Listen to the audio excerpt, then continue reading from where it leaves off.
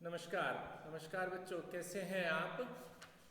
Last time हमने एक chapter start किया था जिसका नाम था मैटर। चैप्टर नंबर 8 था बेटा, सॉलिड लिक्विड एंड गैस। अब उसके अंदर हमने how substance is different from each other, ऐसा कुछ हमने प्रॉपर्टीज ऑफ मॉलिक्यूल्स, ऐसी कुछ बातें हमने पढ़ ली थी। आज हम आपके साथ बात कर रहे हैं arrangement of molecules in solid liquid and gases. यानी सॉलिड चीज होती है, जानते हैं आप किसी तरह की सॉलिड चीज, है ना। जैसे मान लीजिए किस तरह का पत्थर हो गया, लिक्विड यानी जैसे पानी हो गया, गैस जैसे हवा हो गई, ठीक है ना। तो ये सारी की सारी चीजें जो हैं वो किससे बनी हुई होती हैं, मॉलिक्यूल से बनी हुई होती हैं। अब उन मॉलिक्यूल्स का अरेंजमेंट कैसा होता है। अरेंजमेंट का मतलब वो एक दूसरे के पास पास होते हैं, दूर दूर होते हैं या बहुत दूर होते हैं। इन सब की बातें आज हम आपके साथ करने जा रहे हैं इस चैप्टर के अंदर। आगे पढ़ते हैं इस चैप्टर को। तो कहते हैं we have learned the matter exist in 3 states. हमें मालूम है कि संसार की जो भी चीजें हैं वो 3 स्टेट में मिल रही हैं, सॉलिड हैं, लिक्विड हैं या गैसेस हैं, ठीक है ना बेटा। तो अब सॉलिड के बारे में बात करें पहले। कहते things like book, pen, pencil, sharpener have fixed shape. इनकी शेप कैसी है, फिक्स्ड शेप है। चाहे तो बुक को ले लो, पेन को ले लो, शार्पनर को ले लो, पेंसिल को ले लो, ये सब कैसी है, फिक्स्ड शेप है इनकी। यानी इसकी शेप शक्ल जो बदलती नहीं है। ये पेंसिल ऐसी है तो जब तक छीलोगे नहीं तो ऐसी रहेगी ना बेटा, तो इसी साइज में ही रहने वाली है, इसी शेप में ही रहने वाली है, ठीक है। They do not change their shape whenever they are kept. यानी अगर उन्हें एक जगह रख दिया जाए तो उनकी शेप में किसी तरह का चेंज नहीं होता है। They are hard and can not be pressed. Hard होते हैं, दबा भी नहीं सकते। मैं दबाना चाहूँ पेंसिल पतली हो जाएगी क्या, आप कहेंगे बिल्कुल नहीं होगी जी, है। सच ऑब्जेक्ट्स आर कॉल्ड सॉलिड। इस तरह के ऑब्जेक्ट्स को सॉलिड कहते हैं, जिनको आप शेप नहीं बदल सकते, जिनको दबा करके प्रेस करके पतला नहीं कर सकते। तो इस तरह की चीजों को हम लोग क्या कह देते हैं, सॉलिड कहते हैं, ठीक है। तो अब समझते हैं कि ये जो सॉलिड हमारे सामने जो ये बनी हुई है पेंसिल, इसके अंदर जो मॉलिक्यूल हैं, जिन जिन चीजों से ये बनी हुई है, उनकी क्या स्ट्रक्चर होती है। तो मॉलिक्यूल्स ऑफ सॉलिड के बारे में क्या कहता है, are arrange in a pattern. उनके मॉलिक्यूल्स एक पैटर्न से बना हुआ होता है, एक ऑर्डर, एक क्रम बना हुआ होता है, बिना किसी पैटर्न के नहीं होते हैं, ठीक है। They are held together by strong pull. और वो जो मॉलिक्यूल है ना, वो आपस में एक दूसरे को बड़ी मजबूती के साथ खींच रहे होते हैं, आपस में एक दूसरे को अंदर की तरफ क्या करते हैं बेटा, खींचते हैं। Are very close to each other, और बहुत नजदीक नजदीक भी होते हैं एक दूसरे के, ठीक है। एक दूसरे के नजदीक होते हैं, एक दूसरे को पकड़े हुए होते हैं, जकड़े हुए होते हैं। हैव एन इंटरमॉलिक्यूलर स्पेस, लेकिन उनके बीच में थोड़ा बहुत डिफरेंस भी होता है। इंटरमॉलिक्यूलर स्पेस का मतलब थोड़ा गैप होता है। सो दे कैन नॉट मूव, इसलिए वो मूव भी नहीं कर सकते हैं, ठीक है। Have a fixed shape and volume, उनका शेप और वॉल्यूम फिक्स होता है, ठीक है। शेप भी फिक्स है, चाहे पेंसिल की ले लो, चाहे किसी इस ऑब्जेक्ट की ले लो। ये सारी चीजों की जो कि सॉलिड है, उनकी शेप और वॉल्यूम कैसा होता है बेटा, फिक्स्ड होता है। याद रहेगा ना बेटा। चलिए अब आ जाते हैं दूसरी चीज पर, जिसे हम लिक्विड्स कह रहे हैं। लिक्विड्स के बारे में कहते हैं think like water, milk, gum, oil that flow easily are called liquid. तो लिक्विड कौन सी चीज हुई, जो कि फ्लो कर सकते हैं। जैसे पानी हो गया, फ्लो का मतलब बहना, है ना। अगर पानी को एक जगह डाल दो और ढलान हो तो एक जगह से दूसरी जगह बहकर चला जाता है ना पानी, है। जैसे ये बॉटल देख रहे हैं, इस बॉटल के अंदर पानी है, तो पानी क्या है, हिल रहा है, बह सकता है ना ये, ठीक। तो इसी तरीके से ऑयल हो गया, गम हो गया, मिल्क हो गया, दूध भी कहीं बिखर जाए तो बह जाता है ना, हाँ जी। उन्हें हम क्या कहते हैं, लिक्विड कहते हैं। Liquid have no shape of their own, उनकी शेप नहीं होती है। अब इस पानी को आपने बॉटल के अंदर डाल रखा है तो बोतल की शक्ल में आ गया। इसे पानी को पलट करके गिलास में डाल दो तो गिलास की शक्ल हो गई। तो क्या किस पानी की कोई शेप हुई, नहीं जी, पानी की कोई शेप नहीं होती है। ये जिस भी बर्तन में हम इसे डालते हैं उसी बर्तन की शक्ल ले लेता है। The shape of liquid changes with the shape of container, बर्तन की शक्ल के आधार पर इसकी शेप बदल जाती है, ठीक है। अब बात करते हैं molecules in the liquid. Liquid के अंदर मॉलिक्यूल किस तरीके के होते हैं, are not arrange in any particular pattern, किसी पैटर्न में अरेंज नहीं होते हैं। Are held together by weaker pull, उनके बीच में जो खिंचाव होता है ना, सॉलिड में देखा तो बहुत ज्यादा खिंचाव था, लेकिन लिक्विड में खिंचाव जो है वो कम होता है। वीक का मतलब कमजोर। Are not very close to each other, एक दूसरे के बहुत ज्यादा नजदीक भी नहीं होते हैं। हैव एन इंटरमॉलिक्यूलर स्पेस, तो दे कैन मूव, उनके बीच में एक स्पेस होता है, इसके कारण वो मूव कर सकते हैं। Have a fixed volume but no fixed shape, volume तो फिक्स होता है ना, ये पानी इस बॉटल के अंदर है, जितना है इतना ही रहेगा ना, अगर हम पिएंगे नहीं इसे तो इतना ही रहने वाला है, ठीक है। लेकिन अगर इसकी शेप को बदलें तो शेप इसकी बदल जाएगी, है ना। वॉल्यूम इतना ही रहेगा, नापेंगे ग्लास में नापेंगे, किसी बोतल में नापेंगे, किसी और बड़े बर्तन में नाप लेंगे तो वॉल्यूम सेम है, लेकिन शक्ल उसकी बदल जाती है, ठीक है। लिक्विड्स के बारे में भी हमने पढ़ लिया जी। अब आइए बात करते हैं हम गैसेस के बारे में। गैस क्या होती है? What happens when water boils, पानी को अगर आप उबाल लोगे तो पानी को जब उबालते हैं तो ऊपर से देखते हो कि भाप निकलती है, भाप धीरे धीरे निकलती निकलती ऊपर की तरफ जाती हुई आपको दिखाई देती है। As the water boils water vapours comes out, मैंने बताया आपको कि पानी को जब उबालते हैं तो पानी के भाप निकलते हैं। Water vapour steam is the gaseous form of water, और वो जो वाटर वेपर या जिसे आप स्टीम भी कह सकते हैं, वो पानी की कौन सी फॉर्म है? वो गैसियस फॉर्म है, गैस वाले रूप है। पानी के बारे में आप जानते हैं भाई, पानी को फ्रिज के अंदर जमा दो बर्फ बन जाएगी, बर्फ का मतलब हो गया वो सॉलिड हो गया। उसी पानी को अगर ठंडा और गर्म कर लो थोड़ा सा तो वो धीरे धीरे धीरे धीरे बर्फ पिघल करके लिक्विड में कन्वर्ट हो जाएगी, और उसी लिक्विड को अगर आप उबाल लो तो वो गैस की फॉर्म में कन्वर्ट हो जाएगी, ठीक है। तो पानी तीनों रूपों में देख सकते हैं आप, सॉलिड, लिक्विड और gases. A gas has no shape, gas की तो शेप भी नहीं होती है, साइज भी नहीं होती है। Can not see the most of the gases, ज्यादातर गैसों को तो आप देख भी नहीं सकते क्योंकि उनका रंग ही नहीं होता है। जिस गैस का कोई कलर होता है उसी कलर वाली चीज को ही तो आप देख पाओगे, तो गैसों का कोई रंग नहीं होता है, इसलिए आप उन्हें ज्यादातर गैसेस को नहीं दे पाते। चलिए अब देखते हैं मॉलिक्यूल्स ऑफ गैस, गैस के मॉलिक्यूल कैसे होते हैं। जैसे सॉलिड लिक्विड के हमने मॉलिक्यूल्स को पढ़ा, उसी तरीके से गैस के मॉलिक्यूल्स की भी हम बात करें। Are not arranged in any pattern, gas के मॉलिक्यूल किसी पैटर्न में नहीं बंधे हुए होते हैं। Are far apart large intermolecular space, एक दूसरे से बहुत दूर दूर होते हैं, उनके बीच में डिस्टेंस बहुत ज्यादा होता है।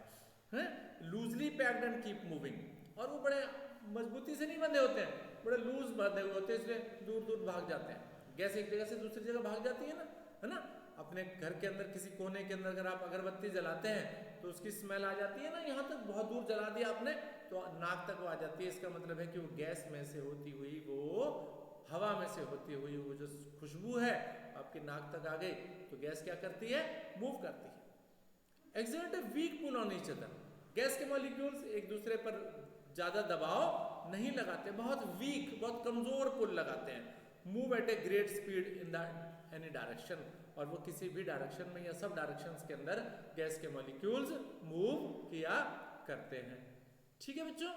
तो इस तरीके से हमने ये टॉपिक जो मैंने आपके सामने लिखा, arrangement of molecules in solid, liquid and gases, solid, liquid और गैस के अंदर मॉलिक्यूल्स का अरेंजमेंट क्या क्या होता है, इसको आप पढ़ सकते हैं, अच्छे से समझ भी सकते हैं। चलिए थोड़ा सा भी और पढ़ेंगे, और अब पढ़ने वाले हम सॉल्यूशन के बारे में। क्या पढ़ेंगे? सॉल्यूशन। अब सॉल्यूशन क्या चीज होती है? जैसे पानी लिया आपने, उसके अंदर चीनी को घोल लिया या नमक को घोल लिया, तो वो क्या बन गया? सॉल्यूशन बन गया, ठीक है बेटा। आइए देखिए पढ़ते हैं। A simple solution is basically to substances mix together. इस सॉल्यूशन का मतलब है दो चीजों को आपस में मिला देना, वो सॉल्यूशन कहलाता है। One of them is called the solute, उनमें से एक को हम सॉल्यूट कहते हैं। Solute is a substance to be dissolved. अभी जैसे मैंने आपको क्या बताया, मैंने आपको बताया पानी लीजिए, पानी के अंदर चीनी को घोल दीजिए, तो जिस चीज को हम घोल रहे हैं ना, वो सॉल्यूट हो गया, ठीक है। तो चीनी हम घोल रहे थे किसके अंदर?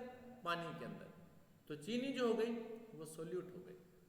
अदर सब्सटेंस इज सॉल्वेंट, और जिसमें चीनी को घोला आपने वो सॉल्वेंट हो गया। कौन हो गया सॉल्वेंट? पानी। तो पानी सॉल्वेंट, और चीनी जो आपने घोली वो क्या हो गई बेटा? सॉल्यूट हो गई। ठीक है, the solvent is a substance in which the solute is dissolved. Solvent वो सब्सटेंस होता है जिसके अंदर सॉल्यूट को घोला जाता है। सॉल्वेंट वो सब्सटेंस है जिसमें किसी सब्सटेंस को घोला, यानी चीनी को घोला जब आपने पानी में, तो पानी सॉल्वेंट हो गया और चीनी सॉल्यूट हो गई। ऐसा लिखा बच्चा। अब कहते हैं solution is a homogeneous mixture in which molecules of solute are distributed uniformly throughout the solution, throughout the solvent। अब सॉल्यूशन क्या है? Homogeneous mixture. होमोजेनियस का मतलब है एक समान घुला हुआ।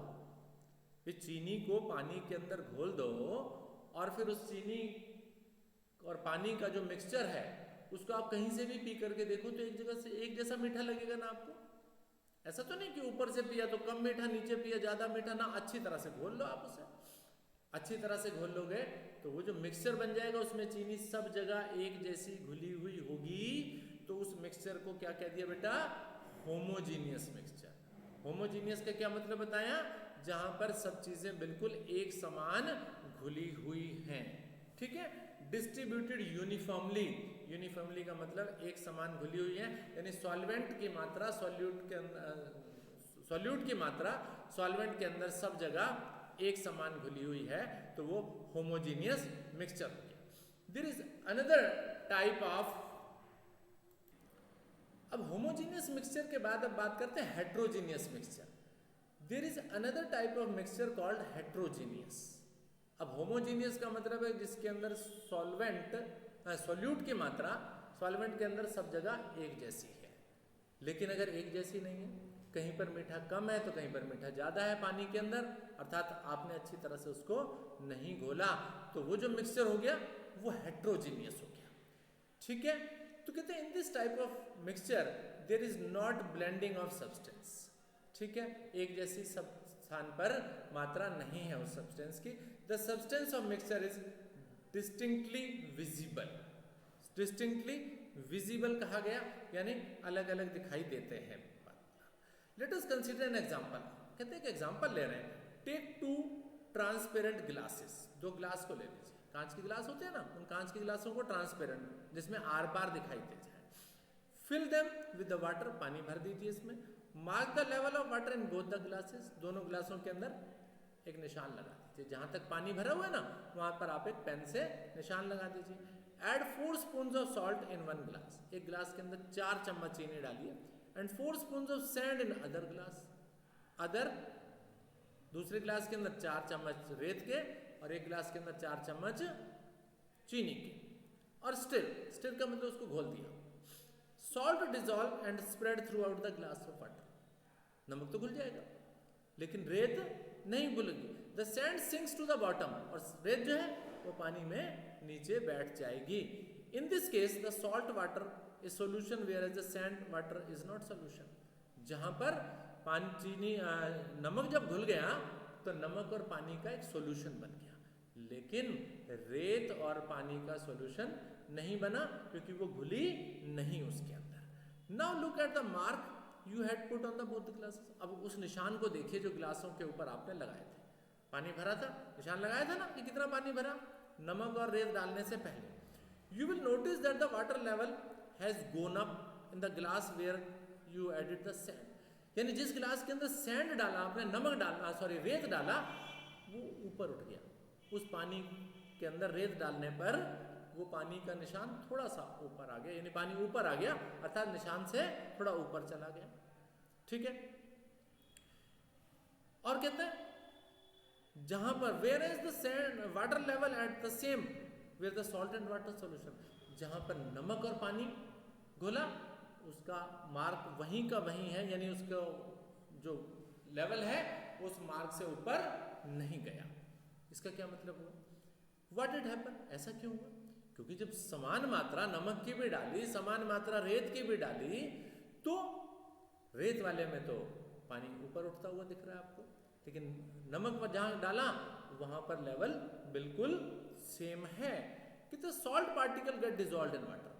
नमक के जो पार्टिकल हैं वो तो पानी के पार्टिकल में घुल गए और पानी के पार्टिकल के बीच में ही समा गए।